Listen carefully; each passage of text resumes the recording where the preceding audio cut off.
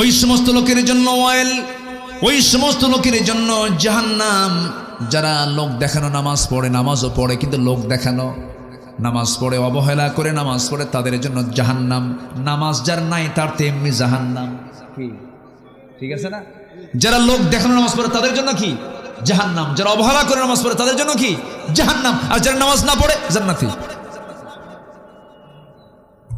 নামাজ পড়েও জাহান্নামে যাবে, আর নামাজ না পড়লে কই যাবে? সেখানে কোনো প্রশ্নই নাই। কোরআনকে প্রশ্ন করুন, কোরআন বলো জাহান্নামে যাওয়ার কারণগুলো কি কি।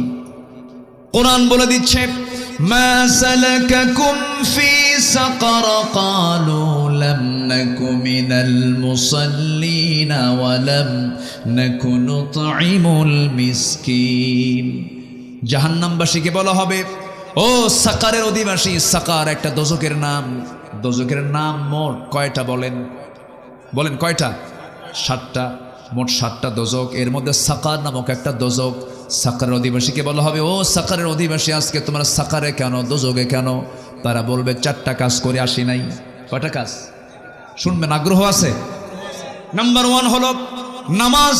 আজান শুনেছি, খুব সুন্দর করে মুয়াজ্জিন আজান দিয়েছে, আজান শুনেছি, মসজিদে যাই নাই, নামাজে আদায় হয় নাই, নামাজে হাজির হয় নাই, আজকে সেই জন্য আজকে আমরা সাকার নামক দোজখে। তাহলে চিন্তা করে দেখুন, জাহান্নামে যাবার 1 নাম্বার কারণ হলো কি? ছেড়ে দেওয়া। বলেন নামাজ ছেড়ে দেওয়া। তাহলে আজকে আমার দেশের সবচেয়ে বড় অপরাধ কি হচ্ছে বলেন? কি ছেড়ে দেওয়া? নামাজ ছেড়ে দেওয়া। এই অপরাধটা বড়, সবচেয়ে বড় অপরাধ। এই চিন্তা কারো নাই, এই চিন্তা নিয়ে কেউ কথা বলে না। অথচ আল্লাহ রাব্বুল আলামিন বলছেন রাষ্ট্র গঠন করবা, 4টা আইন দিচ্ছে। 1 নাম্বার আইন হলো তোমরা রাষ্ট্র গঠন করার সঙ্গে সঙ্গে জাহান্নাম থেকে বাঁচার জন্য জাতিকে নামাজের ব্যবস্থা করে দিবা। জোরে কোন সুবহানাল্লাহ। কার কথা? মোল্লার কথা না, আল্লাহর কথা। ইম্মাক্কান্নাহুম ফিল আরদি আকামুস সালাহ ওয়া আতাউয যাকাহ ওয়া আমারু বিল মা'রুফ ওয়া নাহাউ আনিল মুনকার লিল্লাহি আকিবাতুল উমুর। জোরে বলি আল্লাহু আকবার। আমার বন্ধুগণ, এই জন্য নামাজ আমরা ছাড়ব না। নামাজ কি কখনো বাদ দেওয়া যাবে না। আল্লাহ রাব্বুল আলামিন আগে ঈমান আনতে বলেন। সেই ঈমানটা হতে হবে কি? ঈমান, ঈমানের কিছু গুণ আছে, মুমিনের কিছু গুণ আছে, সেই গুণগুলো অর্জন করতে হবে। আল্লাহ রাব্বুল আলামিন কাফিরকে চেনার জন্য কাফিরুন দিয়েছেন, মুনাফিককে চেনার জন্য সূরা মুনাফিকুন দিয়েছেন, আবার মুমিনকে চেনার জন্য সূরা মুমিনুন দিয়েছেন। যারা পারেন ঠোঁট মিলিয়ে বলুন, সওয়াব পাবেন। ক্বাদ আফলাহাল মুমিনুন আল্লাযীনা হুম ফি সালাতিহিম খাশিউন ওয়াল্লাযীনা হুম আনিল লাগভি মু'রিদুন والذين هم للزكاة فاعلون والذين هم لفروجهم حافظون। প্রকৃত মুমিন কারা? 1 নাম্বার হলো যারা নামাজটাকে অত্যন্ত খুশুর সঙ্গে আদায় করবে। নাম্বার 2 হলো যারা অনর্থক কোনো কথা মুখ থেকে বের করবে না, বেফাঁস কোনো কথা বলবে না। ইমানদারদের কথা হবে জমির দলিলের মতো। জমির দলিল লেখক যেমন দলিল লিখতে নিয়ে 1000বার চিন্তা করে লেখে, কোনো ভুল লেখে না। দাগ নাম্বার ভুল করলে দলিল বাতিল, সিএস নাম্বার ভুল করলে পরে দলিল প্রশ্নবিদ্ধ হয়ে যাবে। দলিল লেখক যেমন দলিল করতে নিয়ে যেমন নিখুঁত করে বারবার দেখে দেখে চেষ্টা করে লেখেন, ইমানদার যখন চলবে তার কথা হবে জমির দলিলের চাইতে অত্যন্ত যত্নশীল। সে মুখ থেকে বেফাঁস একটা কথাও বলবে না, অযাচিত কোনো কথা মুখ থেকে বের হবে না। মিথ্যা তো দূরেই থাক, অপ্রয়োজনীয় কোনো কথা মুখ থেকে বের হবে না। ইমানদারের প্রত্যেকটা জিহবার ব্যাপারে কে রেকর্ড করেন বলেন? আসতে বলেন না, কে রেকর্ড করেন? মা ইয়ালফিযু মিন কাওলিন ইল্লা লাদাইহি রাকীবুন আতীদ ওয়া ইয়ালামু খাইনাতাল আ'য়ুনি ওয়া মা তুখফিস সুদূর। জোরে বলুন আল্লাহু আকবার। এইজন্য কথা আগে না চিন্তা আগে? ভালো করে বলেন, কথা আগে না চিন্তা আগে? চিন্তা আগে। আল্লাহ বলছেন বান্দারে কথা থেকে, মুখ থেকে বেফাঁস কোনো একটা কথাও বলবা না, যা বলবা চিন্তা করে আগে বলবা, কারণ তোমার কথার ব্যাপারে একদিন জিজ্ঞাসিত হবে। আল্লাহ রাব্বুল আলামিন সুন্দর করে বলেন, লাইসাল বিররা আন তুওয়াল্লু ফুজুহাকুম কিবালাল মাশরিকি ওয়াল মাগরিবি ওয়ালাকিন্নাল بر من آمن بالله واليوم الآخر والملائكة والكتاب والنبيين وآتى المال على حبه ذوي القربى واليتامى والمساكين وابن السبيل والسائلين وفي الرقاب وأقام الصلاة وآتى الزكاة والموفون بعهدهم إذا عاهدوا والصابرين في البأساء والضراء وحين البأس أولئك الذين صدقوا وأولئك هم المتقون জোরে বলুন আল্লাহু আকবার। আল্লাহ রাব্বুল আলামিন বলেন, ঠাকঠুক মেরে তুমি তোমার চেহারা কিবলামুখী করলে পূর্ব অথবা পশ্চিম দিক, কয়েকটা সেজদা মারলে আর ভাবতেছ আমি ইমানদার হয়ে গেছেন। না না, শুধু চেহারা ঘুরালে ইমানদার হওয়া যায় না, পুণ্য হাসিল করা হয় না। প্রকৃত ইমানদার হওয়ার জন্য, প্রকৃত পুণ্য লাভ করার জন্য তোমার এক নাম্বার কাজ হলো তোমাকে ঈমান আনতে হবে। ভালো করে কি আনতে হবে? ঈমান আনতে হবে। আগে কার প্রতি ঈমান আনতে হবে? আল্লাহ নিজে আবার ব্যাখ্যা দিচ্ছেন, নিজেই এক্সপ্লেন করছেন, তাফসীর করছেন। ওয়ালাকিন্নাল বিররা মান আমানা বিল্লাহ ওয়াল ইয়াউমিল আখির ওয়াল মালাইকাতি ওয়াল কিতাবি ওয়ান নাবিয়্যিন। কয়টা বলেন? কয়টা? শুধু একজনকে মানলাম, আল্লাহকে মানলাম, রাসূলকে মানলাম না, হলো না। রাসূলকে মানলাম, কিতাবকে মানলাম না, হলো না। আবার কিতাবকে মানলাম, শুধু নামাজে মানলাম, সমাজে মানলাম না, তাও হলো না। ঠিক কি না? কোরআন শুধু নামাজে মানবো, সমাজে মানবো না, এটা তো প্রতারণা, এটা ধোঁকাবাজি, কারসাজি এগুলো। কোরআন শুধু ধর্মীয় কিতাবের নাম নয়, কোরআন হচ্ছে complete and balanced code of life, পরিপূর্ণ ভারসাম্যপূর্ণ একটা জীবন ব্যবস্থা। অপূর্ণাঙ্গ না পূর্ণাঙ্গ? সব আছে এর মধ্যে। আপনি কি চান? এর মধ্যে ওষুধও আছে। সুবহানাল্লাহ বলবেন না? এমন ওষুধের তথ্য আছে যা পৃথিবীর কোনো ওষুধ কোম্পানিতে নাই। এটা কিয়ামত পর্যন্ত কোনো ওষুধ কোম্পানি ওষুধ বানাতেও পারবে না। বলবো? একটু বলি, শোনেন। পৃথিবীর কিয়ামত পর্যন্ত কোনো মানুষ এই ওষুধ বানাতে পারবে না যা খুলনাতে উৎপন্ন হয়, সুন্দরবনে হয়। বলেন কি হয়? বলেন কি হয়? মধু। এই মধু পৃথিবীর কোনো ফার্মাসিউটিক্যাল কোম্পানি বানাতে পারবে? আসতে বলবেন না পারবে? ক্ষমতা আছে কারো? কোনোদিন হবে না। কোরআন দেখেন কি তথ্য দেয়। আপনি শুধু যে ভাববেন যে কোরআন শুধু নামাজের কথা বলে, দেখেন কি তথ্য দিচ্ছে। 1973 সালে কার্ল ভন ফ্রিচ নামে একজন বিজ্ঞানী মৌমাছির উপরে সে গবেষণা চালায়। তিনি গবেষণা চালিয়ে গোটা পৃথিবীতে চাঞ্চল্য সৃষ্টি করেন এবং তিনি একটা বইও লেখেন। সে বইয়ের নাম হচ্ছে দ্য ড্যান্সিং বিজ। হ্যাঁ, তো উনি কিছু তথ্য দেন। যে তথ্য তিনি দিয়েছেন, যে তথ্যের ভিত্তিতে তিনি নোবেল পুরস্কার পাইছেন, সেই তথ্য 1500 বছর আগে কোরআন দিয়ে দিয়েছে। যেরকম সুবহানাল্লাহ। তাহলে বলেন উনি কি তথ্য দিয়েছেন না তথ্য পাচার করেছেন? তথ্য নিয়েছেন, এখান থেকে তথ্য নিয়েছেন, কোরআন থেকে নিয়েছেন। যেরকম তিনি সর্বপ্রথম ফটোগ্রাফির মাধ্যমে প্রমাণ করে দেখিয়েছেন মূলত ফিমেল ওয়ার্কার মধু সংগ্রহ করে। ফিমেল ওয়ার্কার বি যেগুলো, স্ত্রী মৌমাছি যেগুলো, সেগুলোই মধু সংগ্রহ করে। এটা তিনি নির্ণয় করলেন। অথচ 1500 বছর আগে আল্লাহ রাব্বুল আলামিন ফিমেল ওয়ার্কার বি যে মধু সংগ্রহ করে তা কোরআনে বলে দিয়েছেন। এখানে আলেম উলামা আছেন, দেখেন আমি স্ত্রী মৌমাছির কথা আল্লাহ পাক কেমন করে বলেছেন। আল্লাহ রাব্বুল আলামিন বলেন, وأوحى ربك إلى النحل أن اتخذي من الجبال بيوتا ومن الشجر ومما يعرشون। জোরে বলুন আল্লাহু আকবার। আল্লাহ মৌমাছিকে, আল্লাহ স্ত্রী মৌমাছিকে ইঙ্গিত করলেন, ওহী দিলেন, তাকে জানান দিলেন, আনিত্তাখিদি মিনাল জিবালি বুয়ুতা। আনিত্তাখিদি মুযাক্কার নয়, মুয়ান্নাসের সিগা, স্ত্রীলিঙ্গ। এটা মুয়ান্নাস না? আল্লাহ রাব্বুল আলামিন স্ত্রী মৌমাছিকে জানান দিলেন, তোমরা কি করো? বাসা বানাও পাহাড়ের পাদদেশে, গাছের ডালে ডালে। এই যে স্ত্রী মৌমাছিকে মৌচাক বানাতে বললেন, এই তথ্য ১৫০০ বছর আগে দিয়েছেন তিনি কে? আল্লাহ দিয়ে দিয়েছেন। কোরআন মানব রচিত নয়। আবার ওই বিজ্ঞানী প্রমাণ করতে গিয়েছেন, তিনি বলছেন যখন কোনো কর্মী মৌমাছি নতুন ফুলের বাগান অথবা উদ্যান খুঁজে পায়, তখন সে অন্য মৌমাছিদের সঠিক পথের দিক নির্দেশনা দেয়। কার্ল ভন ফ্রিজ এই নাচের নামটা দিয়েছেন ওয়াগাল ড্যান্স, যা পৃথিবী জুড়ে সাড়া ফেলে। অথচ এই তথ্য কোরআনের কাছে অনেক পুরাতন। কোরআন আগে জানিয়ে দিচ্ছে, সুম্মা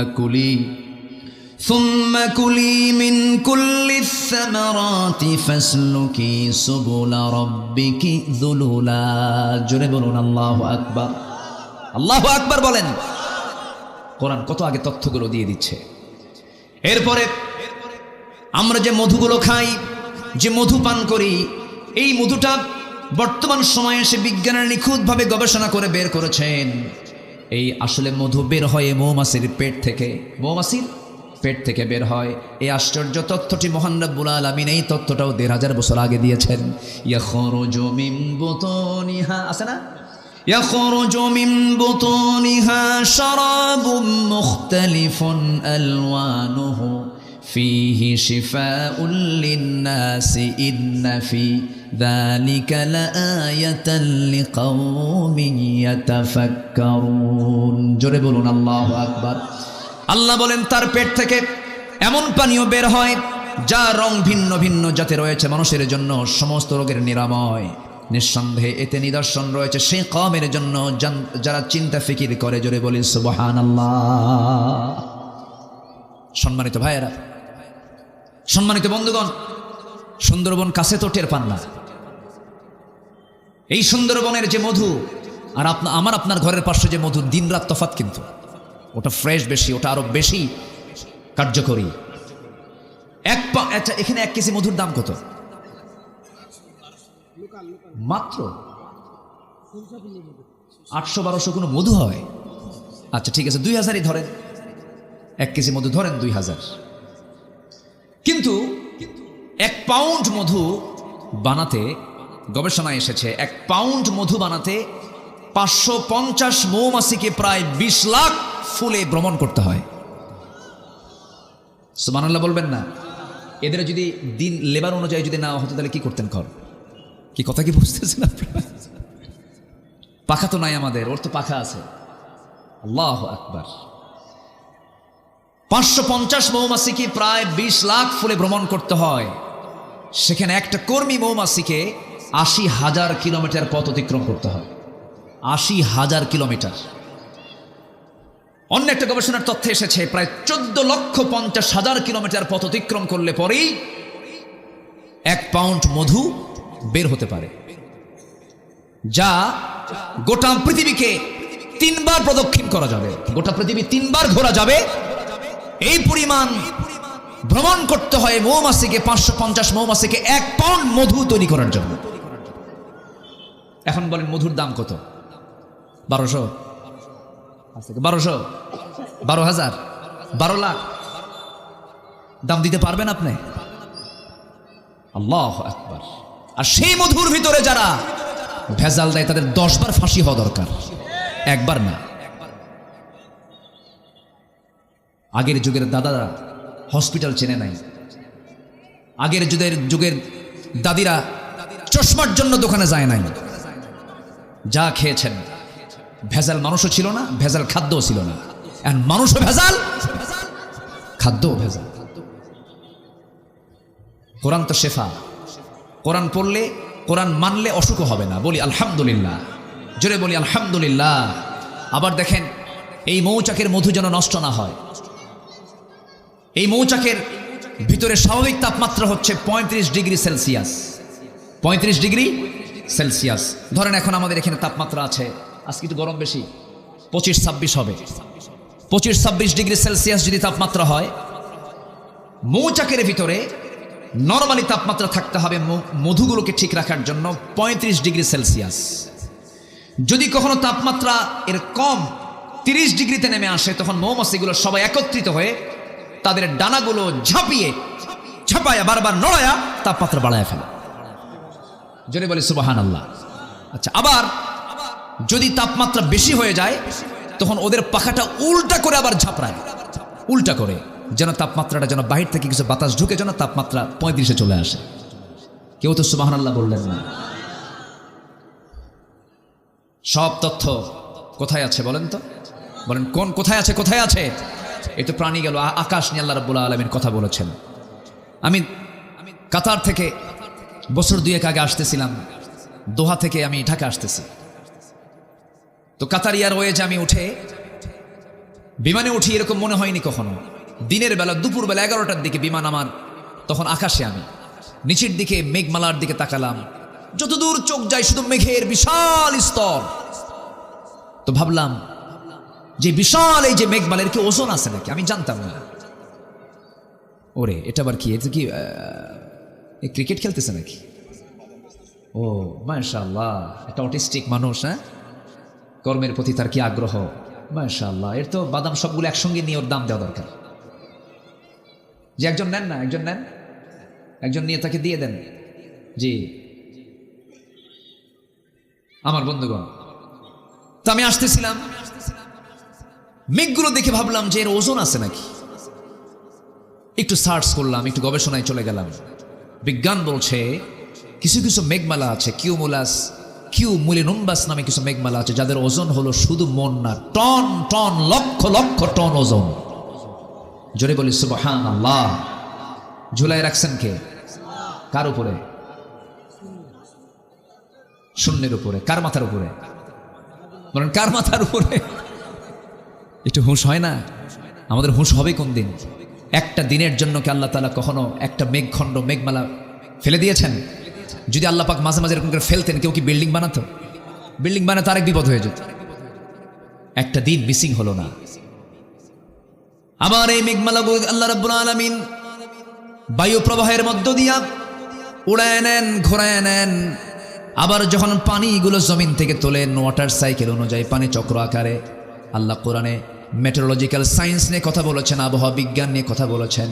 আবহাওয়া বিজ্ঞান 19 শতক 20 শতকে সে তথ্য দিয়েছে, 1000 বছর আগে কোরআন সেই তথ্য আগিয়ে দিয়েছে। জোরে সুবহানাল্লাহ। আমার বন্ধুগণ, এই যে মেঘগুলো আমরা দেখি, আজকেও সারাদিন মেঘ মেঘ ভাবছিল। এই যে মেঘ জমিন থেকে আল্লাহ রাব্বুল আলামিন তুলে নিয়েছেন, তুলে নেন ওয়াটার সাইকেলের মধ্য দিয়া, পানি চক্রের মধ্য দিয়া। আমার আপনার বাড়ির সামনের ময়লা পানিগুলোকে ফিল্টারিং করে, সমুদ্রের লবণ পানিকে ফিল্টারিং করে লবণগুলো রেখে দিয়া মিঠা পানি আকাশে উঠায় নেন। সেই পানি আকাশে উঠায় নেওয়ার পরিমাণ 1 বছরে প্রায় 513 ট্রিলিয়ন টন। জোরে কোন সুবহানাল্লাহ। 513 trillion ton, trillion million billion না, 513 ট্রিলিয়ন টন পানি জমিন থেকে তোলেন। এটা বিজ্ঞানীদের একটা মেজারমেন্ট, এর কম বেশি একটু হতে পারে। তাহলে এই পানি সিস্টেম যদি এরকম না করে আল্লাহ যদি মানুষকে দায়িত্ব দিতেন, তাহলে গোটা দুনিয়া শুধু পাইপ দিয়েই ভরা থাকতো। কি দিয়ে ভরা থাকতো? কোন পাইপ দিয়া। আর আল্লাহ তাআলা কি সুন্দর করে এমন ফিল্টার দিয়েছেন, সেই ফিল্টার দেখাও যায় না। কি উন্নত প্রযুক্তি আল্লাহ তাআলার। জমিন থেকে পানি তুলতেছেন, লবণ রেখে দিয়া, পচা আবর্জনা রেখে দিয়ে সুন্দর ফ্রেশ পানি তুলতেছেন। আল্লাহু আকবার বলেন। কে চালান? আসতে বলে কে চালান? কি পরিমাণ পানি তোলেন? যে পরিমাণ পানি বৃষ্টি আকারে আসে। বিকাদারিন, বিমাইন বিকাদারিন, আল্লাহ পাক পরিমাণ মতো পানি তোলেন, অপরিমাণ মতো না। জোরে বলি সুবহানাল্লাহ। কার অবদান? আসতে বলবেন না, কার অবদান? আল্লাহ। এরপরে আল্লাহ রাব্বুল আলামিন লোহা নাজিল করেছেন। কি নাজিল করেছেন বলেন তো? লোহা। এই লোহা আমরা জানি যে এই লোহাটা কোন জায়গা থেকে আসছে। আমাদের ধারণা হয়তো পৃথিবীতেই ছিল না। এই লোহার অবস্থান পৃথিবীতে নয়। এই লোহা একচুল পরিমাণ লোহা পৃথিবীর কেউ বানাতে পারে নাই। লোহাটা সম্পূর্ণ কার? আসতে বলবেন না, কার? লোহা নামে একটা সূরা আছে, তার নাম কি বলেন? হাদিদ। মৌমাছি নামে একটা সূরা আছে, তার নাম কি? নাহাল। তাহলে মৌমাছি বললাম, এখন হাদিদে আসেন লোহা। এটা সূরার নামকরণ করা হয়েছে, মানে কি বহু তথ্য এর মধ্যে আছে। পৃথিবীতে যেটাই করতে যাবেন আগে কি দরকার? কি দরকার বলেন? লোহা দরকার কিনা বলেন? এই মেটাল ছাড়া কিছু হবে? হবে না। এই লোহা, আধুনিক বিজ্ঞান বলতেছে লোহার সৃষ্টি পৃথিবীতে নয়। লোহা এসেছে বহির জগৎ থেকে, অর্থাৎ আকাশ থেকে। কারণ পৃথিবীর পরিবেশ লোহা উৎপাদনের জন্য অনুপযোগী, কেননা সূর্যের তাপমাত্রা লোহা উৎপাদনের জন্য যথেষ্ট নয়। সূর্যের কেন্দ্রের তাপমাত্রা 15 মিলিয়ন ডিগ্রি সেলসিয়াস। সূর্যের কেন্দ্রের তাপমাত্রা, সূর্যের যে সেন্টার, সেই কেন্দ্রের তাপমাত্রা হচ্ছে 15 মিলিয়ন ডিগ্রি সেলসিয়াস। সূর্য কেউ তো আল্লাহু আকবার বললেন না। মানুষের কি ক্ষমতা আছে সূর্যের কাছে যাওয়ার? ক্ষমতা আছে? আচ্ছা। আর সূর্যের পৃষ্ঠে অর্থাৎ ফটোস্ফিয়ারের তাপমাত্রা হচ্ছে 5.5 থেকে 6,000 ডিগ্রি সেলসিয়াস। অথচ লোহা উৎপাদনের জন্য আনুমানিক দরকার হচ্ছে 5 বিলিয়ন ডিগ্রি সেলসিয়াস। লোহা উৎপাদন করতে গেলে যে তাপমাত্রা লাগবে সে তাপমাত্রার পরিমাণ হলো 5 বিলিয়ন ডিগ্রি সেলসিয়াস। বিজ্ঞানীদের ধারণা কোনো সুপারনোভা থেকে বিস্ফোরণ হয়ে এই লোহা এই দুনিয়ায় তার আগমন ঘটতে পারে। মহান রব্বুল আলামিন আজ থেকে 1500 বছর আগে লোহা যে নাজিল করেছেন তা জানিয়ে দিয়েছেন। সুবহানাল্লাহ বলবেন না? আল্লাহ রব্বুল আলামিন বলেন, وَأَنزَلْنَا الْحَدِيدَ فِيهِ بَأْسٌ شَدِيدٌ وَمَنَافِعُ لِلنَّاسِ। সূরাতুল হাদিদ আয়াত নাম্বার 25। আল্লাহ রাব্বুল আলামিন বলছেন, আমি লোহাটা আকাশ থেকে নাজিল করেছি। জোরে বলি সুবহানাল্লাহ। তাতে রয়েছে ফিহি বাসুন শাদীদ, তাতে রয়েছে প্রচন্ড শক্তি। ওয়া মানাফিউ লিন-নাস, এবং মানুষের জন্য অনেক উপকার। উপকার আছে না নাই? আবার এই লোহা দিয়ে যদি আকাম কুকামও করে তারও সুযোগ আছে না নাই? আসতে বলবেন না, আছে না নাই? আচ্ছা, আপনি বড় আলেম, ভালো কোনো ব্যক্তিকে পাহারা দিবেন, তার পাহারার জন্য অস্ত্রের দরকার আছে না নাই বলেন তো? অস্ত্র নিয়ে দাঁড়ায় থাকলেন, সে অস্ত্র ভালো মানুষের উপকারে আসছে। আবার এই অস্ত্রই যদি আপনি, অর্থাৎ শিশুর হাতে আপনি যদি চাকু তুলে দেন আপেল কাটার জন্য, সে কি আপেল কাটবে না হাত কাটবে? সেই আপেলের দায়িত্ব যদি আপনি নেন, তখন আপনি কিন্তু ওই ছুরি দিয়ে আপনি আপেলই কাটবেন, আপনি হাত কাটবেন না। তো আজকে এই যে লোহাটা আল্লাহ পাক দিয়েছেন, এই লোহাটার উপকারিতা প্রত্যেকটা কাজেই প্রয়োজন। আল্লাহ পাক এই জন্য এই মেটাল নামে একটা সূরা নাজিল করেছেন। তাহলে এখন বলুন, কোরআন কি শুধু ধর্মীয় কিতাব না সব কিছু বলে? বলেন, কোরআন কি শুধু এক কথা বলে না সব কথা বলে? সব কথা বলে। কি চান আপনার মধ্যে? শুধু আমি যদি সায়েন্স নিয়ে কথা বলতে যে গোটা রাত যাবে, শেষ হবে না।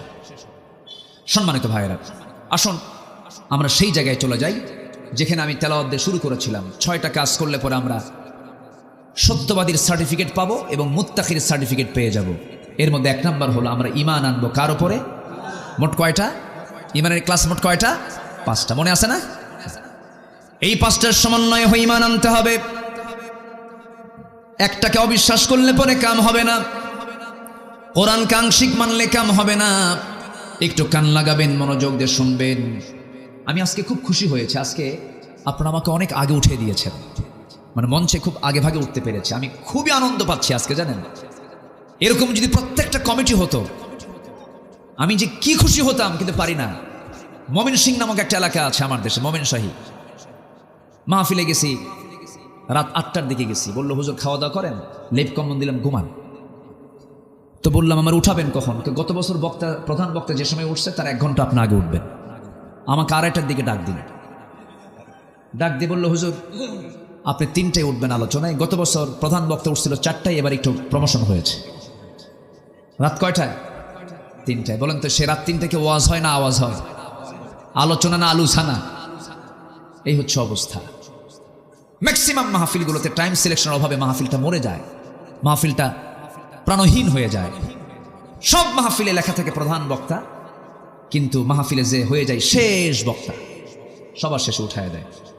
আদর্শ মাহফিলের বৈশিষ্ট্য হলো তার টাইম সিলেকশনে খুব অনড় থাকতে হবে। লোক কি আসলো না আসলো ওটা বিষয় না। পরীক্ষার সময় মতো, নামাজ সময় মতো, মাহফিলের সময় মতো, ঠিক কিনা? এটা উচিত। চট্টগ্রামে আমার গত পরশুদিন মাহফিল ছিল। চট্টগ্রামে বাংলাদেশের সবচাইতে বড় মাহফিল যেটা, প্যারেড ময়দান। 2000 সালে ছিলাম আমি ছিলাম ওই মাহফিলের শ্রোতা। 2000 সালে আমি মাহফিলে গিয়েছি কক্সবাজারে। আমি ইচ্ছে করে সেই দিন একদিন আমি মাহফিল রাখিনি। ভাবলাম যে প্যারেড ময়দানে মাহফিল অংশগ্রহণ করে আলোচনা আজকে শুনব। আলোচনা করেছিলেন বিশ্বনন্দিত আলেমে দ্বীন আল্লামা শহীদ আল্লামা সাইদ রাহিমাহুল্লাহ। তো সেই প্যারেড ময়দান 18 বছর ধরে বাতিল গোষ্ঠী জিম্মি করে মাহফিলকে তারা বন্ধ করে রেখেছিল। 18 বছর 1.5 যুগ মাহফিল করতে দেয়নি। 1977 সালে মাহফিল শুরু হয়, 2006 সাল পর্যন্ত একটানা আল্লামা সাঈদ রাহিমাহুল্লাহ তিনি মাহফিল করেছেন 5 দিন ব্যাপী। কয়দিন ব্যাপী? একজন 5 দিন করে 29 বছর তিনি একটানা করেছেন। 2007 সাল বন্ধ হলো। ওই সময় থেকে এই 24 সাল পর্যন্ত 25 সাল পর্যন্ত 24 সাল পর্যন্ত ফেরেশতারা বন্ধ রাখছিল। বুঝেন নাই? সেখানে আমি আলোচনায় উঠছি। সেদিন আমি চিফ মেহমান প্রথম দিনের। আল্লামা, আমি তো নগণ্য গোলাম, এলেম কালাম তেমন নাই, মানুষ ডাকে যাই। আমি তো জানি আমি আব্দুল আমিন, আমার কুদ্দুর কি আছে, লা ইলমা লানা ইল্লা মা আল্লামতানা, কিচ্ছু নাই। ওই বাবার সঙ্গে আগে হাটে যেতাম। আগে তো ডিজিটাল মেশিনে মাপতো না, আগে মাপতো হলো যে বাটখারা দিয়া, দাড়ি পাল্লা দিয়ে মাপতো। তো বাটখারাগুলো পাশে যেটা ওজন ওটা পাশে রেখে দিত। আমি দেখতাম, আব্বাকে বলতাম ওগুলো কি, আব্বাকে আব্বা ওটাই দিয়ে মাপে। সবচেয়ে বেশি ওজন যেটা 5 কেজি নিচে, তার উপরে 2 কেজি, তার উপরে 1000 গ্রাম, তার উপরে 500 গ্রাম, তার উপরে 200 গ্রাম, তার উপরে 100 গ্রাম, তার উপরে 50 গ্রাম, এর উপরে 25 গ্রাম, এর উপরে 20 গ্রাম, এর উপরে 10 গ্রাম। আমি হলাম সেই 10 গ্রাম।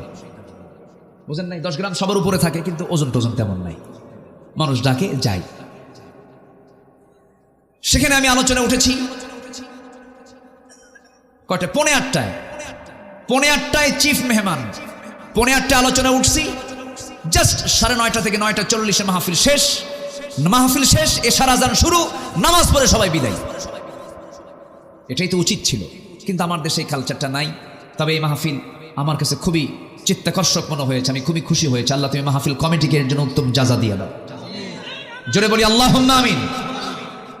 আমি কি আলোচনা চালাবো? জোরে বলি ইনশাআল্লাহ। তাহলে ঈমান আনবো কার উপরে? মোট কয়টা বিষয়ে? 5 বিষয়। ব্যাখ্যামূলক দিতে পারবো না, এক রাত তো।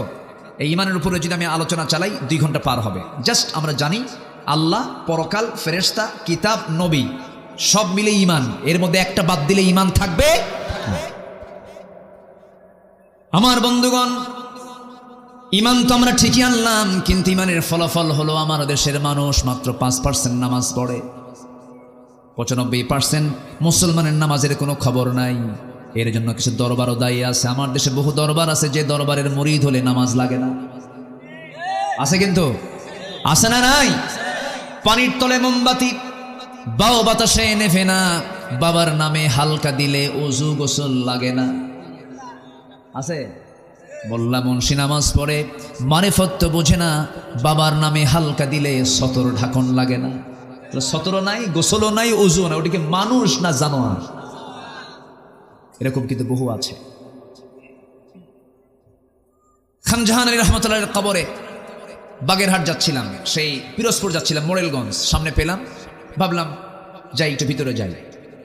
দরজার মোড়ে দেখি এক মোসারু দাঁড়ায় আছে। মোসারু এরকম মানে মোটা, 3 ইঞ্চি মোটা মোষ, হাইব্রিড জাতের মোষ, হাইব্রিড একদম মোটা মোষ, মানে শয়তান দেখতে ওই রকমই, চোখ লাল টকটকা। তাহলে কি খাইছে কন্থ? বোঝাই তো যায়। ওটা গাছটা কয় না, কয় সিদ্ধি। আবার কেউ কেউ এটা নাকি বেহেশত থেকে আসছে, বেহেশতের গাছগুলো। এটা কত বড় শয়তান এগুলো। তা আমি ওই জুতাটা হাতে নিয়ে ভিতরে ঢুকতেছি, জুতা নিয়ে ঢুকতেছি হাতে নিয়ে। কারণ জুতা তো আমার দেশে চুরি হয় না নাকি? আসতে কয়, জুতা চুরি হয় কি না বলেন? মসজিদে আমি আগে না জুতা আগে?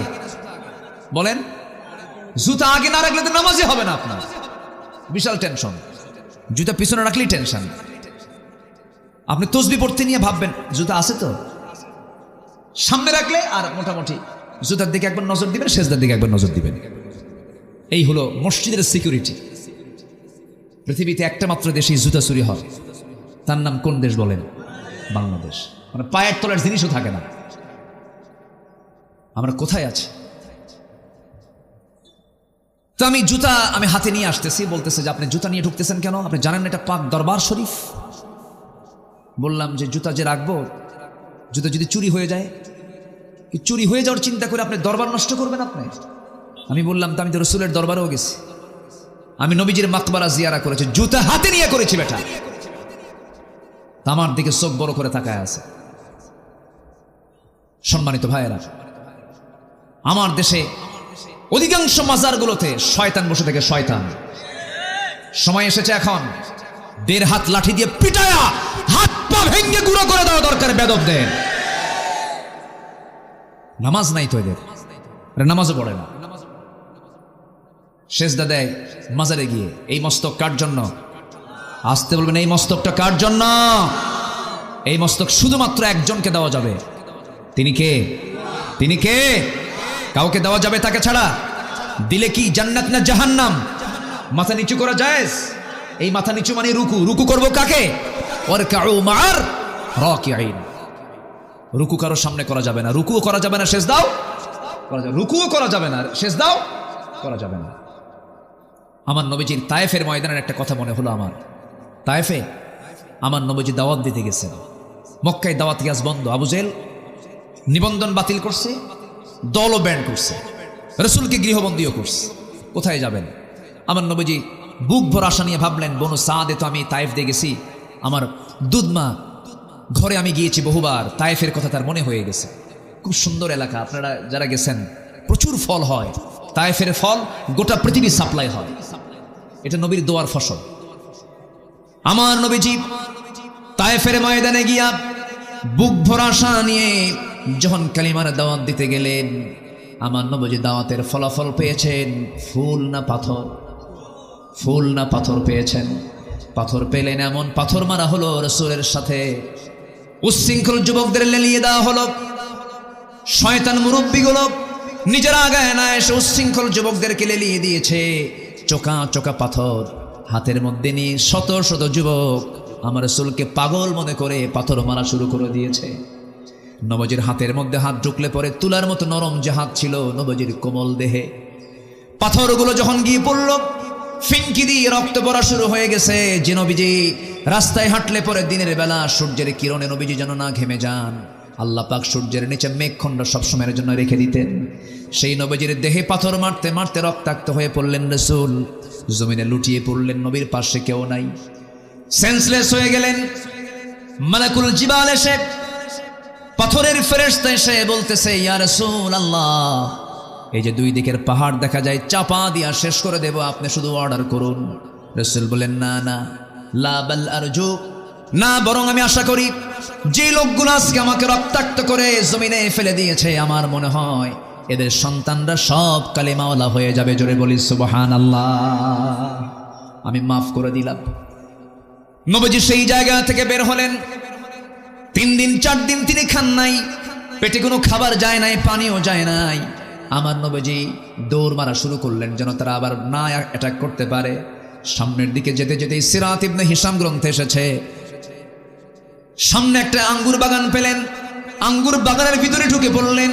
আমার নবীজি মাথা চক্কর মেরে আর পারলেন না, রক্ত শূন্যতায় ভুগছেন, দেহ থেকে রক্ত ঝরেছে। আমার নবীজি যখন তিনি জমিনে লুটিয়ে পড়লেন, চিত হয়ে পড়ে গেলেন, ওই আঙ্গুর বাগানের একজন কেয়ারটেকার দূর থেকে লক্ষ্য করেছে কে যেন আসলো, ভিতরে পড়ে গেছে। সামনে গিয়ে দেখে আমার নবীজির শরীর থেকে রক্ত এখনো ঝরতেছে। ওই কেয়ারটেকারের মধ্যে মায়া হলো, দয়া হলো। এত সুন্দর চেহারার মানুষ তো কোনোদিন দেখি নাই, সুন্দর চেহারার মানুষ। দয়া হলো, মায়া হলো। আঙ্গুর বাগান থেকে থোকা থোকা কয়েকটা আঙ্গুর হাতের মধ্যে পেড়ে নিয়া চিপে চিপে চিপে চিপে মোটে 1 গ্লাস আঙ্গুরের রস তৈরি করে নবীর সামনে দিয়ে বলছে, যুবক, এই রসটা পান করো, নচেত তুমি মরে যাবে, জীবনের শক্তি তুমি হারিয়ে ফেলবে। আমার নবীজির হাতে যখন দেওয়া হলো, কাপা কাপা হাতে আমার নবীজি 1 গ্লাস আঙ্গুর নিলেন, বিসমিল্লাহ বলে 3 ঢোকে পান করলেন। 3 ঢোকে পান করার পরে আমার নবীজি মুস্কি হাসি মেরে চোখটা খুলে ওই যুবকের দিকে তাকায় বলছেন, যুবক, তোমার নামটা তো আদ্দাস, তাই না? আদ্দাস মনে মনে চিন্তা করে, আমাকে দেখলো না, আমাকে চিনলো না, আমার কোনো কিছুই জানে না, অথচ সেই লোকটা আমার নামটা বললো কেমনে? রাসূল এবার বলছেন, তুমি কি চিন্তা করো ও আদ্দাস? তোমার গ্রামের বাড়ির নাম হলো নিনোয়া, নিনোয়া নামক গ্রামে তোমার জন্ম। আর আশ্চর্য হয়ে চিন্তা করে, আমার গ্রামের নামটা বললো কেমনে? এবার রাসূল বলছেন, তুমি কি চিন্তা করো ও আদ্দাস? তুমি যে গ্রাম নিনোয়াতে জন্মগ্রহণ করেছো, সেই গ্রামে জন্মগ্রহণ করেছেন আল্লাহর পয়গম্বর ইউনূস আলাইহিস সালাতু ওয়াস সালাম। এবার আদ্দাসের টনক নড়ে গেল, এত তথ্য জানলো কেমনে লোকটা? এবার বলতেছে, যুবক, আমার নাম বললে, আমার গ্রামের নাম বললে, আমার গ্রামের হিস্টোরি শত শত মাইল দূরে, তোমার তো জানার কথা নয়। তোমাকে কে বললো, কে জানায় দিল? এবার রাসূল বলছেন, আদ্দাস, একজন নবীর কাছে আরেকজন নবীর খবর থাকতেই পারে। জোরে বলি সুবহানাল্লাহ। আদ্দাসের বুঝতে দেরি হলো না। আদ্দাস এবার রাসূলকে লক্ষ্য করে বলছেন, ওরে মুহাম্মদ, তুমি মনে হয় আল্লাহ আব্দুল্লাহর পুত্র মুহাম্মদ, যার কথা শুনেছি মক্কায় তার জন্ম, তুমি কি সেই ব্যক্তি নাকি? আমি সেই ব্যক্তি। সঙ্গে সঙ্গে লাফ মেরে গিয়ে নবীর দু পায়ে দুটো হাত রেখে সেজদা দিয়ে রাসূলকে ধন্য করবে খ্রিস্টানি কায়দায়। রাসূল চান্স দিলেন না, সঙ্গে সঙ্গে সরে গিয়ে আদ্দাসের দুইটা হাত শক্ত করে ধরে বুকের সঙ্গে বুক লাগায় দিলেন। সুবহানাল্লাহ বলবেন না? বিশ্বনবী সেজদা নিয়েছেন, আর এই বদমাইশরা সেজদা নেয়। হাত পা ভেঙে গুঁড়া করে দেওয়া দরকার। আমার নবীজি বললেন, আদ্দাস ওঠো। বুকের সঙ্গে বুক লাগায় দিলেন আর বললেন, তুমিও বান্দা আমিও বান্দা। আল্লাহু আকবার। তুমিও বান্দা আমিও বান্দা। আমার কাছে ওহী আসে আর তোমার কাছে ওহী আসে না। ইন্নামা আনা বাশারুম মিসলুকুম ইউহা ইলাইয়া আন্নামা ইলাহুকুম ইলাহু ওয়াহিদ। আমার কাছে ওহী আসে, তোমার কাছে ওহী আসে না। যখন রাসূল তাকে বুকের সঙ্গে জড়িয়ে ধরলেন, আদ্দাস বলছে, আপনি আল্লাহর নবী, বিন্দু পরিমাণ কোনো সন্দেহ নাই। জোরে বলি সুবহানাল্লাহ। আমার ভাইরা, এই জন্য ঈমান এনেছি আমরা। কোনো শিরকের কাছে যাওয়া যাবে না, বেদাতের কাছে যাওয়া যাবে না, কোনো কুফরি হানতের পরিবেশে যাওয়া যাবে না। ঈমানকে ফ্রেশ রাখতে হবে, নামাজ ঈমানদার হতে হবে। আমার দেশে নামাজ ঈমানদার বেশি না বেনামাজ ঈমানদার বেশি? বেনামাজি ঈমানদার, কিন্তু ঠিক আছে, বেনামাজি ঈমানদার না। কেমনে কি বলবো বলেন? বলাই তো মুশকিল। বেনামাজি ঈমানদার নাকি? জটিল ব্যাপার না? হুজুর, নামাজ নাই তো কি হয়েছে, আমার কি ঈমান নাই? আছে কিনা? আছে কিনা? ওদের সাফা আরো শক্ত না দুর্বল? ওদের সব চাপা কিন্তু আরো শক্ত। নামাজ না পড়ুক কিন্তু ঈমান আছে। না না, নামাজ যার মধ্যে নাই সে ব্যক্তি প্রকৃত ঈমানদার হতে পারে না। কারণ রাসূল বলেছেন, আল ফারকু বাইনাল মুমিন ওয়াল কাফির তারকুস সালাহ। হাদিসটা বড় ভয়ঙ্কর। একজন কাফির এবং একজন মুমিনের মধ্যে পার্থক্য সৃষ্টি করে দেয় হলো নামাজ। নামাজহীন জীবন যাপন করা যাবে না।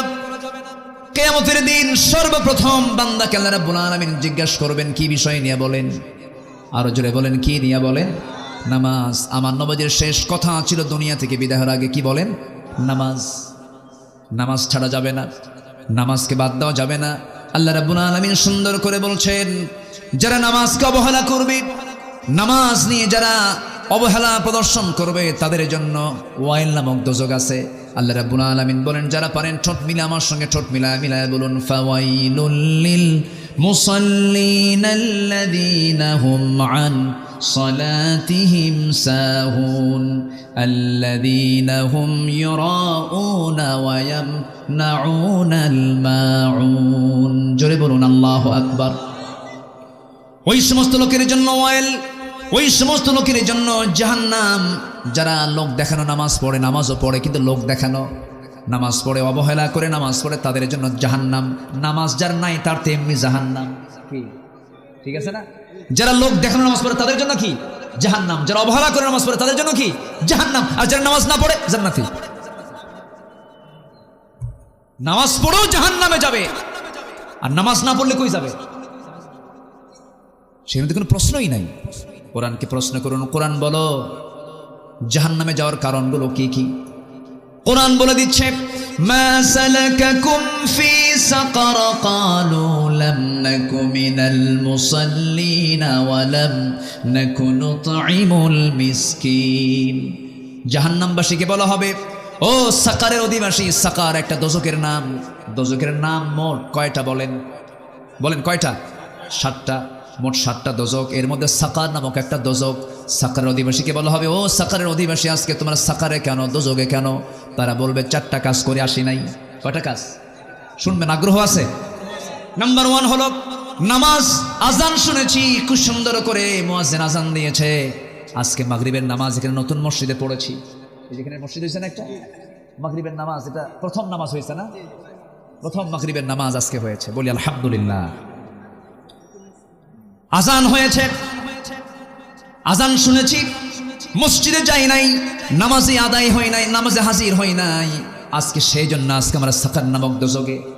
তাহলে চিন্তা করে দেখুন, জাহান্নামে যাবার 1 নাম্বার কারণ হলো কি? ছেড়ে দেওয়া। বলেন, নামাজ ছেড়ে দেওয়া। তাহলে আজকে আমার দেশের সবচেয়ে বড় অপরাধ কি হচ্ছে বলেন? কি ছেড়ে দেওয়া? নামাজ ছেড়ে দেওয়া। এই অপরাধটা বড়, সবচেয়ে বড় অপরাধ। এই চিন্তা কারো নাই, এই চিন্তা নিয়ে কেউ কথা বলে না। অথচ আল্লাহ রাব্বুল আলামিন বলছেন রাষ্ট্র গঠন করবা, 4টা আইন দিচ্ছে। 1 নাম্বার আইন হলো তোমরা রাষ্ট্র গঠন করার সঙ্গে সঙ্গে জাহান্নাম থেকে বাঁচার জন্য জাতিকে নামাজের ব্যবস্থা করে দিবা। জোরে কোন সুবহানাল্লাহ। কার কথা? মোল্লার কথা না, আল্লাহর কথা। ইম্মাক্কান্নাহুম ফিল আরদি আকামুস সালাহ ওয়া আতাউয যাকাহ ওয়া আমারু বিল মা'রুফ ওয়া নাহাউ আনিল মুনকার ওয়া লিল্লাহি আকিবাতুল উমুর। জোরে বলি আল্লাহু আকবার। আমার বন্ধুগণ, এই জন্য নামাজ আমরা ছাড়বো না। নামাজ কি কখনো বাদ দেওয়া যাবে না। আল্লাহ রাব্বুল আলামিন আগে ঈমান আনতে বলেন। সেই ঈমানটা হতে হবে কি ঈমান? ঈমানের কিছু গুণ আছে, মুমিনের কিছু গুণ আছে, সেই গুণগুলো অর্জন করতে হবে।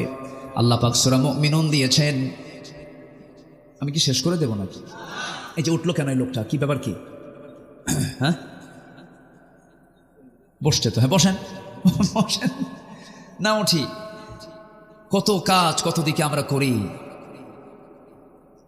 গত 2 বছর আগে আমি কক্সবাজার থেকে মাহফিল করে আসতেছি। চকরিয়ার মোড়ে দেখি বিশাল প্রজেক্টর নিয়ে সব বিশ্বকাপ খেলা দেখতেছে। তা রাত 2টার দিকে হঠাৎ করে আমাকে একজন ফোন দিয়েছে। ফোন দিয়ে বলে, হুজুর আমি আপনার খুব ভক্ত, ওয়াজ শুনি, তো আজকে একটি স্পেশাল দোয়া চাচ্ছে। কি? হুজুর আমি 2 রাকাত নফল নামাজও পড়েছি, আমার দল আর্জেন্টিনা যেন জিতে। তাহলে দেখেন, ওর গোটা রাতের তপস্যা হলো ওর আর্জেন্টিনা যেন জিতে। কত সময়, কত দিকে আমাদের খরচ হয় ভাই। আপনি কি জানেন এটা জনসভা নয়, এটা ইবাদতের জায়গা। বলি আলহামদুলিল্লাহ। এটা এখন কিসের জায়গা বলেন? ইবাদতের জায়গা। এই জায়গাটা একসময় আমার আপনার জন্য জান্নাতের কারণে হতে পারে।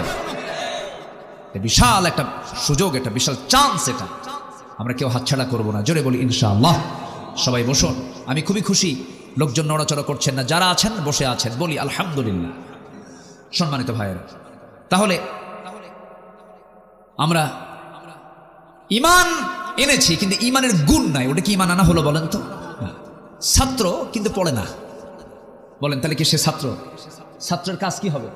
পড়া। আর ঈমানদারের কাজ কি হবে? গুণগুলো নিজের ভিতরে উপস্থিত করা। ঈমানদারের গুণ কি? আল্লাহ রাব্বুল আলামিন কাফিরকে চেনার জন্য কাফিরুন দিয়েছেন, মুনাফিককে চেনার জন্য সূরা মুনাফিকুন দিয়েছেন, আবার মুমিনকে চেনার জন্য সূরা মুমিনুন দিয়েছেন।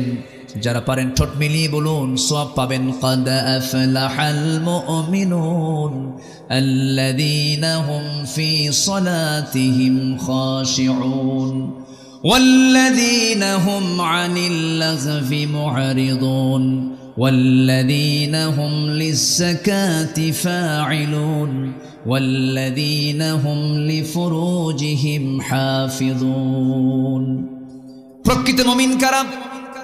1 নম্বর হলো যারা নামাজটাকে অত্যন্ত খুশুর সঙ্গে আদায় করবে। নাম্বার 2 হলো যারা অনর্থক কোনো কথা মুখ থেকে বের করবে না, বেফাঁস কোনো কথা বলবে না। ইমানদারদের কথা হবে জমির দলিলের মতো। জমির দলিল লেখক যেমন দলিল লিখতে নিয়ে 1000বার চিন্তা করে লেখে, কোনো ভুল লেখে না। দাগ নাম্বার ভুল করলে দলিল বাতিল, সিএস নাম্বার ভুল করলে পরে দলিল প্রশ্নবিদ্ধ হয়ে যাবে।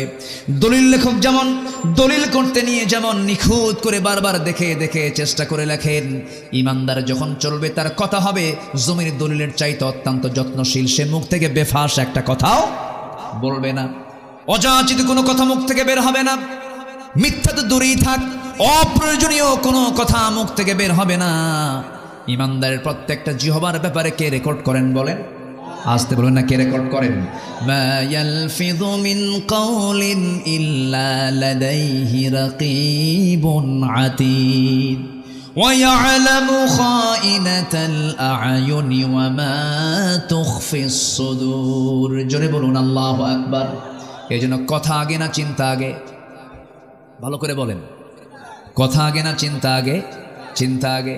এই জন্য আমার চরিত্র সুন্দর করার জন্য আবার একটা মাস স্পেশাল দিয়েছেন, তার নাম হলো রমজান মাস। জিহ্বা ঠিক কর, ঠিক কর, জিহ্বা ঠিক করো, খাবার ঠিক করো, খাবার কন্ট্রোল করো, পরিমিত খাও। নিয়ন্ত্রিত জীবনে চলে আসো। ইবাদতের জন্য একটা সাইকেল করে দিয়েছেন রমজান মাস।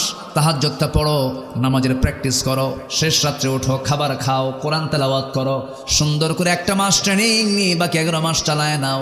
আল্লাহ চান প্রত্যেক বান্দা জান্নাতে যাক, কিন্তু বান্দা জাহান্নামে যাবে আল্লাহর দোষে না বান্দার দোষে? কার দোষে? বান্দার দোষে। বান্দা নিজেই জাহান্নামে চলে যাবে।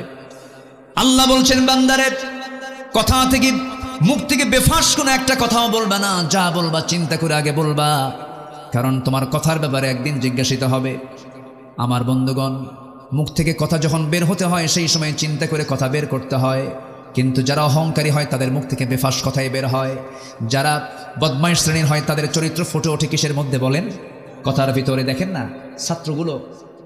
ছাত্রগুলো কি সুন্দর করে, আমাদের সন্তানরা বলতেছে কোটার কয়দিন থাকে, আমরা মেধা খাটায় আমরা চাকরি পাই না, এই বৈষম্য দূর করা হোক। জবাবে একটা দায়িত্বের জায়গায় বসে কি পরিমাণ প্রাউড হলে পরে বেফাস কথা মুখ থেকে বের হতে পারে। বলতেছে রাজাকারের নাতিপুতিরা চাকরি পাবে, কয় নাই? বলেন এই পতনের পিছনে এই কথা কি ছোটখাটো কোনো বিষয়? বলেন ছোটখাটো কোনো বিষয়? কথা কি জিনিস দেখেন, একটা কথা, একটা অহংকার পতন ত্বরান্বিত করেছে, ঠিক কিনা? আল্লাহ বলছে ইমানদার হবা আগে জিব্বার লাগাম ধরো। ওয়াল্লাযীনা হুম আনিল লাগযি মুরিদুন, বাজে কোনো কথা মুখ থেকে বলবা না। 16 বছর টেলিভিশন খুললি এক প্রতিবন্ধী নেতা দেখতাম, ওই নোয়াখালী বাড়ি প্রতিবন্ধী এক নেতা দেখতাম, খালি মাইক পেলেই বলতো খেলা হবে। কি এরকম বলতো না? বদমাইশ। যশোরই ছিল তো, যশোরই ছিল, কোন দিক দিয়ে কে পার করে দিছে আল্লাহ জানে। আমরা পালাই না। 16 বছর আমাদেরকে রাজাকার বলে গালি দিয়েছিল ওরা। আমরা একটাও পাকিস্তান যাই নাই। হিন্দুস্তানের রাজাকাররা সব হিন্দুস্তানে গিয়ে বসে আছে। কি আমরা কেউ পালাইছি? আমরা চোর না, আমরা চুরি করে নিয়ে যে পালাবো। আমরা বুক দেব, পিঠ দেব না। দেশে আছি, দেশেই থাকবো। বাড়িওয়ালা একজন, চোর 10 জন। হুঙ্কার কারটা বেশি শক্তিশালী? বাড়িওয়ালা। চোর 10 জন হয়ে লাভ নাই, বাড়িওয়ালা একটা শুধু ধর মারবে দৌড়, কারণ ও যে চোর। ও কি চোর? আমরা বাড়িওয়ালা থাকবো, আমরা চোর হব না। জোরে বলি ইনশাআল্লাহ, আরো জোরে বলি ইনশাআল্লাহ। এই জন্য জিহ্বাকে নিয়ন্ত্রণ করার দরকার আছে না নাই? আচ্ছা, নামাজ ঠিক করবো, জিহ্বা ঠিক করবো। ওয়াল্লাযীনা হুম লিয-যাকাতি ফাঈলুন, মালের যাকাত দাও। তোমার মাল কখনো নষ্ট হবে না, তোমার সম্পদের বরকত কখনো ফুরাবে না। বড়ই গাছের মতো, বড়ই গাছের ডাল কাটলে আবাদ তুলে নিয়েছেন, কুল পেরে নিয়েছেন, কেটে ফেলেছেন ডাল, পরবর্তীতে কুল কম ধরবে না বেশি ধরবে? বেশি ধরবে। ঠিক তেমনি যাকাত তুমি দিয়ে দাও, তোমার সম্পদ আরো বাড়বে। আল্লাহু আকবার বলেন। তা না দিয়া হলমার্ক খাইছে, শেয়ার বাজার খাইছে, কি খায় নাই? একদম সাগর চুরি করেছে, পার হতে পারে নাই। ভাঙ্গা হেলিকপ্টার নিয়ে বসেছিল যে দরবেশ আসবে, দরবেশ আসতে পারে নাই। দরবেশ আবার নৌকায় চড়ছে গুল করে। কোস্টগার্ড ধরে ফেলে বলতেছে আইনমন্ত্রীকে, 2 জন গেছে একসাথে, আইনমন্ত্রীকে দেখে বলতেছে স্যার সিনসি চলেন, দানায় চলেন। আইনমন্ত্রী কয় আমি কি একা আসছি নাকি, আমি তো জামাতের সাথে আসছি। কে? কই যে বসে আছে, কে মাথার চুল কালো, লুঙ্গি পড়া দেখি, গেঞ্জি পড়া, লোকটা কে? দাড়িও নাই। কে লোকটাকে? ভালো করে দেখো, ভান ধরছে ও দরবেশ।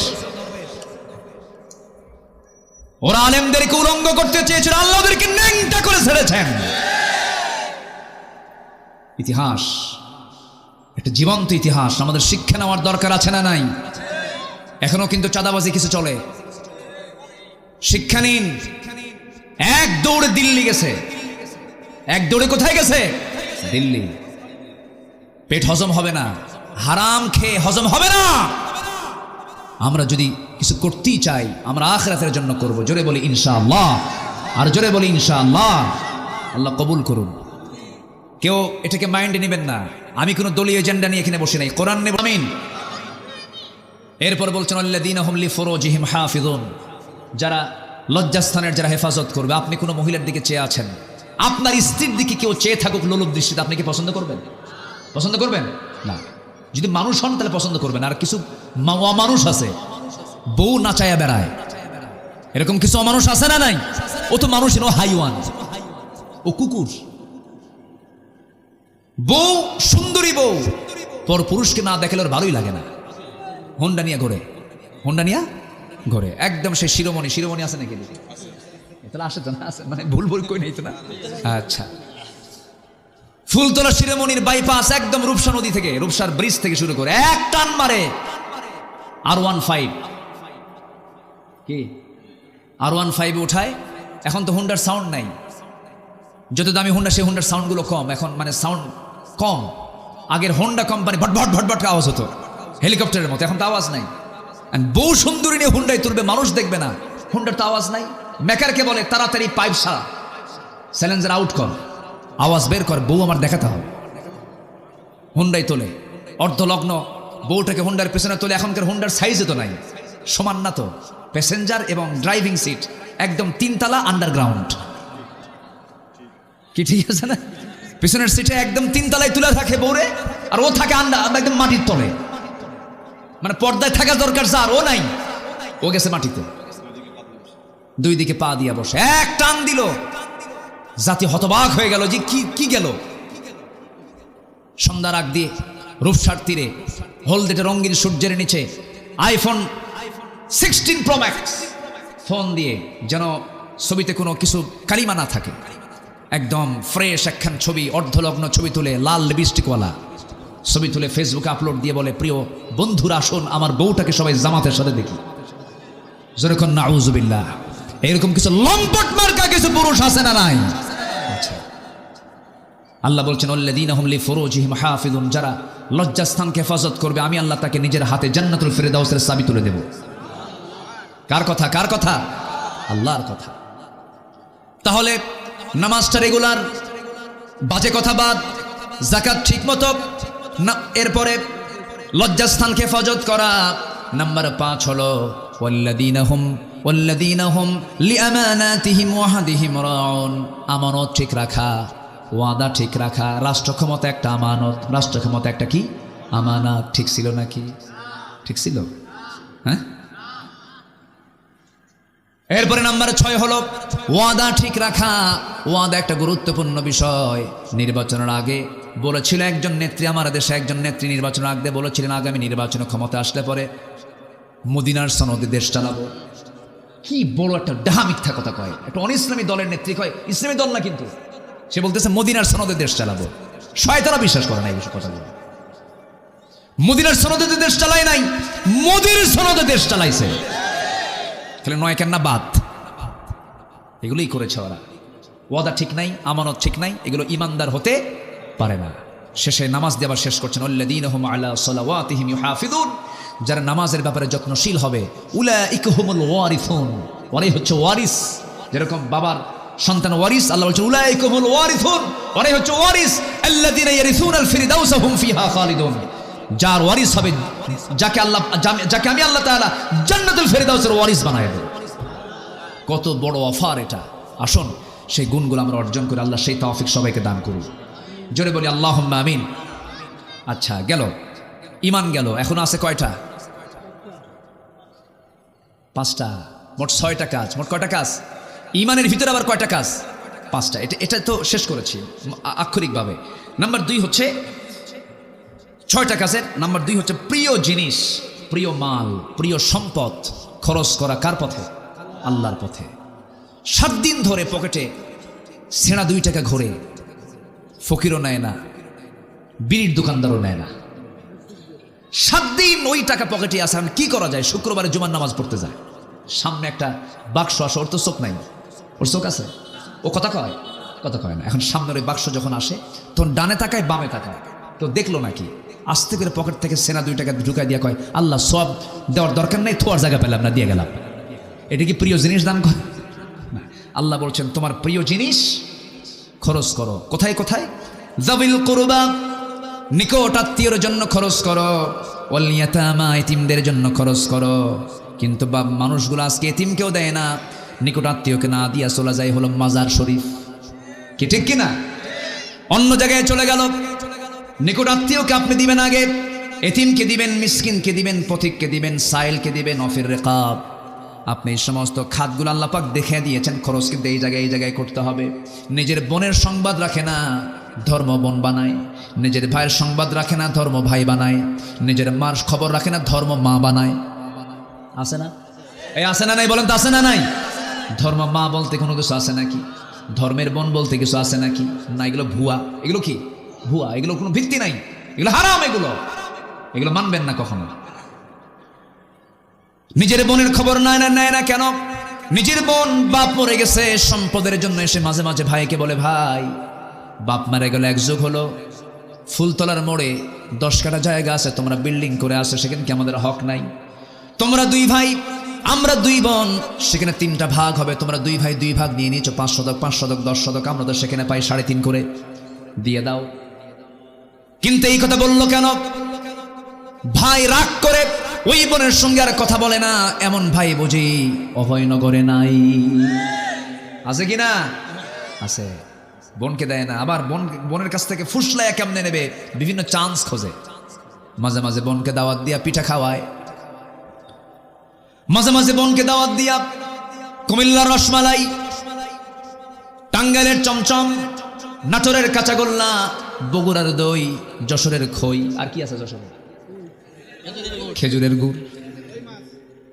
আচ্ছা, হ্যাঁ, আমার বন্ধুগণ সবগুলো এক জায়গায় জড়ো করে বোনকে খাওয়ায়, পাশে বসায় বলে, বোন আমার, তুমি আমাদের সবার বড় বোন, মা মরে গেছে, বাপ মরে গেছে, তুমি আমাদের মুরব্বী বোন, রাগ করো না, সংসার হয়ে গেছে, তোমার ছেলে মেয়ে হয়ে গেছে, বিয়ে দিছো, আমাদের অংশে তোমার অংশ আছে, তোমার বাবার অংশ আছে, তুমি কিছু পাবে, ঠিক আছে, কিন্তু বোন একটা কথা বলি, কি অংশ নিলে কিন্তু ধ্বংস হয়। দেখেন কত বড় শয়তান ওটা, আছে না নাই?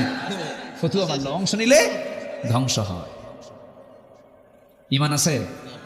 আজ থেকে ঈমান আছে? আল্লাহ বলতেছেন লিযযাকিরি মিসলু হাজ্জিল উনসাইন, এবং শেষের দিকে বলছেন তিলকা হুদুদুল্লাহ, এগুলো আমার সীমা, এগুলো লঙ্ঘন করবি না, লঙ্ঘন করবি জাহান্নামে ঢুকাবো আমি। যার যে অংশ ভালো করে পাই টু পাই হিসাব করে দিয়ে দিবি। লুঙ্গি রেখে গেছে 3টা বাপ, লুঙ্গিটা ভাগ করে দিবি। এটা ইনসাফ। এটা কি ইনসাফ? কার কথা? কার কথা? কার কথা? আল্লাহর কথা। কোনো কম বেশি করা যাবে না, কোনো কম বেশি করা যাবে না। বরঞ্চ আল্লাহ পাক আগে মেয়ের অংশ, লিযযাকিরি মিসলু হাজ্জিল, আগে ছেলে না মেয়ে, আগে মেয়ের অংশ আল্লাহ পাক আগে বুঝাই দিয়েছেন, মেয়েকে আগে বুঝাই দেয়। তাহলে সম্পত্তি বন্টন আগে শর্ত হলো ছেলেরা বুঝে পাবে না মেয়েরা বুঝে পাবে? মেয়েরা। এরপরও নারী সমাজ কয় ইসলাম মেয়েকে ঠকাইছে।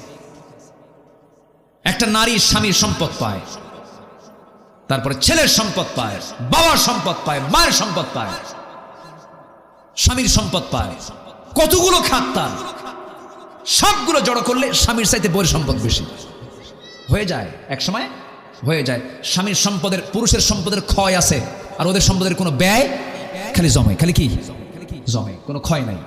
এরপরে বলতেছে ইসলাম নারীকে ঠকাইছে। ওরা জানেই না ইসলাম নারীকে ঠকাই, যেন জিতে, জানেই না, না জেনেই বলে। আল্লাহ তুমি মাদেরকে বোঝার তৌফিক দিয়ে দাও, পর্দা করার তৌফিক দিয়ে দাও। পশ্চিমাদের সংস্কৃতি হলো তারা চামড়া দেখাবে, তারা চামড়া দেখায় ওরা ওদের দাম হাসিল করে, কিন্তু মুসলমানরা চামড়া দেখাবে না, চামড়া ঢেকে রাখবে। মেয়েরা চামড়া দেখাবে না, চামড়া ঢাকবে। ইউরোপ আমেরিকা চামড়া দেখাবে, আর মুসলমানরা কি চামড়া ঢাকবে। এটাই হচ্ছে মুসলমানদের সৌন্দর্য। আসুন আমরা আমাদের পরিবারকে ইসলাম দিয়ে সাজিয়ে তুলি, ইসলাম দিয়ে সাজাবো। জোরে বলে ইনশাআল্লাহ। না রং দিয়ে সাজাবো? বলেন কি দিয়ে সাজাবো? ইসলাম দিয়ে। ইসলাম ইসলামীদের সাজানোর জিনিস, ইসলাম দিয়ে আমরা আমাদের পরিবারকে সাজাবো। আল্লাহ সেই তৌফিক সবাইকে দান করুন। তাহলে মাল খরচ করব কোথায় কোথায়? আগে ধর্ম বোন না নিজের বোন? ধর্ম ভাই না নিজের ভাই? নিজের ভাইয়ের জন্য আগে খরচ করব। মাকে দেব, বাবাকে দেব, বাবাকে মাকে দেব, একদম সলিড নিজের অংশ দেব। আর যদি আপনার একটা ভাই যদি খুব অসহায় হয়ে যায়, গরিব, চলতেই পারছে না, আপনি তাকে না বলে জাকাতের অংশ দিতে পারবেন। এই কথাগুলো বলা দরকার, না বললে অনেকের কাছে অস্পষ্ট থাকে, হাই আমার ভাই জাকাত খাবে। আপনি আপনার নিজের ভাইকে না বলে তাকে জাকাতের অংশ দিতে পারবেন, কিন্তু কখনো ভুল করেও কিন্তু মসজিদেও দেওয়া যাবে না, বাপ মারে দেওয়া যাবে না। কি কথা কি বোঝা গেল? বাপ মা জাকাত খাবে? আসতে কয় বাপ মা জাকাত, বাপ মা আপনারটা খাবে, আপনারটা, আপনি যেটা খান সেখান থেকে খাবে। এটা বাপ মার অধিকার, এটা বাপ মার কি অধিকার। বাপ মাকে দেওয়া সুন্নত না ফরজ? ফরজ। আল্লাহ তুমি সবাইকে বোঝার তৌফিক দাও। নাম্বার 3 ওয়াকামাস সালাহ, যারা নামাজ কায়েম করবে। নাম্বার 4 ওয়াতাজ যাকাত, যারা যাকাত দেবে। নাম্বার 5 যারা ওয়াদা ঠিক রাখবে। অস-সাবিরিনা ফিল বাসা, নাম্বার 6 হচ্ছে সুখে দুঃখে কষ্টে যাতনায় সব জায়গায় ধৈর্য ধরবে কার উপরে? আল্লাহর উপর। আল্লাহ বলছেন এরাই হচ্ছে সত্যবাদী, এরাই হচ্ছে মুত্তাকি। জোরে কান সুবহানাল্লাহ। আলোচনা শেষ। দেখেন না কি শর্টে মেরে দিলাম না, একেবারে শর্টে মেরে দিলাম। আলোচনা শেষ করে দেব, আলোচনা চলুক, হুজুর মরুক। জি, সব দিকে খেয়াল করবো, জোরে বলি ইনশাআল্লাহ। আমার কাছে বহু আগে চিরকুট এসেছে, মসজিদ এখানে অনেক পুরাতন মসজিদ, কেউ উঠবেন না কিন্তু আমার ইচ্ছা আমি সবাইকে নিয়ে দোয়া করব। দোয়া করবেন না? আমি ভাঙ্গাচূড়া হই কিন্তু মুসাফির, তো মুসাফিরের একটা দোয়া কিন্তু কবুলের সম্ভাবনা আছে না নাই বলেন? দাওয়াতুল মুসাফির দাওয়াতুল মাজলুম, দোয়া কবুল হয়। বসেন, আমরা দোয়া করবো। আশপাশে অনেকের মাইয়াত, অনেকের আত্মীয় স্বজন দুনিয়া থেকে বিদায় নিয়েছেন, তাদের জন্য দোয়া হবে। আমরা তাদের জন্য দোয়া করব, আমরা মরে গেলে আমাদের সন্তানরা আমাদের জন্য দোয়া করবে। দোয়া করতে আমরা কেউ মিস করব না। পরিবারকে সবসময় বুঝাবো, বাবা কবরে যাবা, তোমার আব্বার কবরটা জিয়ারা করবা, দোয়া করবে, সালাম দিবা। কবরবাসীকে দেখি আসসালামু আলাইকুম ইয়া হালাল কবর। কবরে গেলে কি পরকালের কথা একটু মনে হয় না? একটু মনে হয়, দিলটা কাঁদে, চোখ থেকে পানি ঝরে। এগুলো সন্তানদেরকে শিখাবে।